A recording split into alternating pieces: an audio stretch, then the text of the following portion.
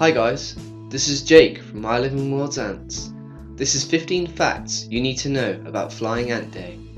Before we get to the facts, here's what you need for catching a queen ant.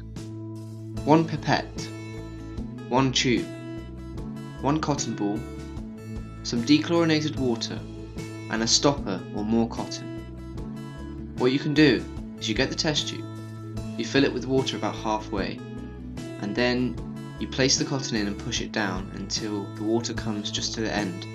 If there's too much, you can remove a little bit with the pipette, and then you're ready to catch a queen. You can make many of these, or you can just take a few. 1. Flying ants are male and female alates. These ants develop in early June and will reside in the nest near the surface until conditions are just right. These conditions are usually a few days to a week of heavy rain, followed by a hot day. 2. Flying Ant Day is another name for nuptial flights. Flying Ant Day is when all over new queens fly out to mate and then start their own colonies. 3. This only happens once a year. Nuptial flights only happen once a year, between June to August time. This happens for 1 or 2 days in one specific location. Some nests will prepare flights for different days. 4. The males die after mating. Unfortunately, the males die almost straight after mating. They have served their purpose to the colony and are no longer required. 5. Different species fly at different times, as well as colonies of the same species, sometimes having different flight days. Different species will have nuptial flights on different days. Species such as Lasius niger and Lasius flavus in the UK can sometimes have flights as early as mid-June. Other species like Myrmica rubra and Temnothorax ants can have flights as late as August. 6. Colonies tend to mate with other colonies.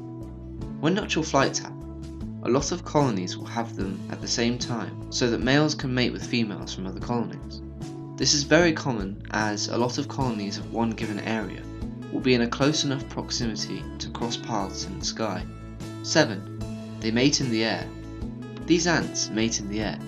Sometimes the males will fly out first, sometimes it's the females. Once they are flying in the sky, the females usually leave chemical trails in the air for the males to follow. Once they find a queen, the male latches onto them, then mates.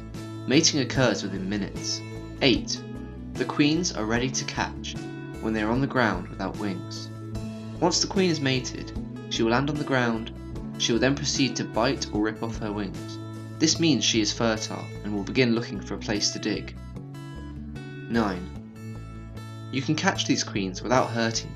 If you get a test tube, when you spot a queen, don't rush and grab it with your hands, as you could damage the queen and accidentally break one of her legs or antenna. Gently place the test tube in a position where the queen can walk into it.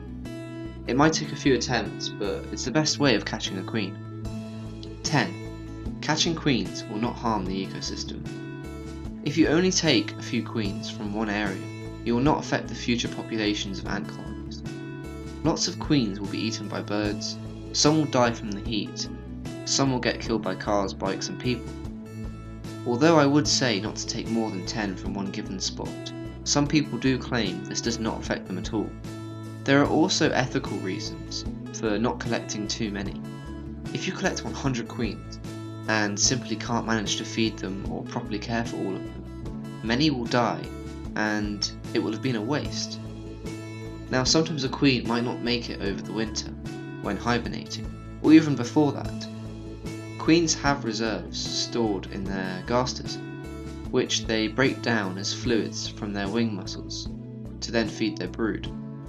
The queens become weaker as they keep using up their reserves. Once the queen's first workers arrive, she'll be able to feed from the first workers when they leave the nest to find food. 11. A queen can live in a test tube setup.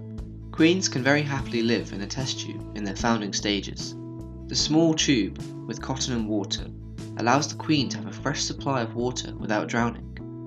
This test tube setup also replicates the environment of the wild, where the queen will have dug up a tunnel. By keeping them in the dark, apart from occasional checks, this will stop them from getting stressed out. 12. These queens will lay a lot of eggs. Queens can be some serious egg-laying machines. Some will lay up to 30 eggs in their first batch depending on the species, and other larger species, like Camponotus, will lay 6 to 10 eggs. These queens keep pumping out eggs, then take a break until the first batch of eggs develops into workers. Some species can even lay hundreds of eggs a day. 13. The queen and the first workers will hibernate over winter. After the queen has gone into the ground after nuptial flights, she will lay eggs. These eggs will develop into larvae, then pupae, then emerge into workers. Most queens will manage to raise 5 to 10 workers before going into hibernation. Depending on the species and region, some colonies will hibernate over winter, from October to March, and other species in tropical countries will stay active all year round. 14. A single queen can live up to 15 years. One queen from a colony can live up to 15 years in some rare cases. And in even more rare cases, some reach 20 years old. These queens produce hundreds of generations of workers throughout their entire life. Depending on the species, the average worker will survive 2 to 6 months. This really shows how impressive ants can be, and to think that such a small creature can live so long and create its own little army. 15. Raising a queen requires patience. Now, it does take time to see progress. When you first catch a queen, she will take time to lay eggs. Then they will develop into larvae and pupae, and first workers will emerge. I know it can be exciting wanting to take a look at every day at your new ants, but they require a dark, calm place during founding stages. This colony will not grow overnight, but once they have reached big enough numbers, it will be worth the wait. So guys, this is the end of the 15 fact video. Here are some of the queens and colonies I caught in the last week. If you miss nuptial flights, you can always head to my shop to buy your very own queens, fresh from nuptial flights. Most of them have already laid eggs. These species will be available on my shop. Here's a quick update on my other ant colonies. My Camponotus barbaricus queen still has her 2 pupae, which haven't emerged yet. It's so hard waiting to see her first workers, but it will be so exciting when they finally emerge. My Myrmica rubra queen and her workers have been fairly quiet, and the queen has started laying more eggs for the next batch of workers. My Temnothorax ants, the acorn ants, are doing really well. There is so much brood and quite a few male alates.